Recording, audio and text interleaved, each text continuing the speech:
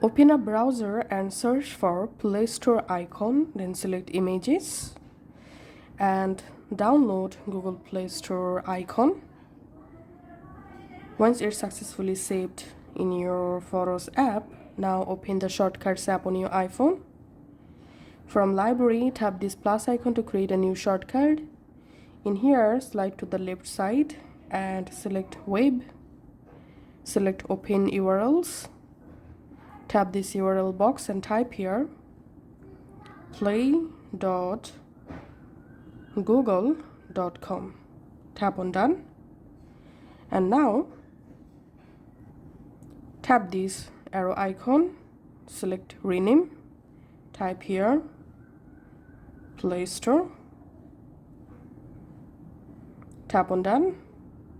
Again tap this arrow, tap on Choose icon.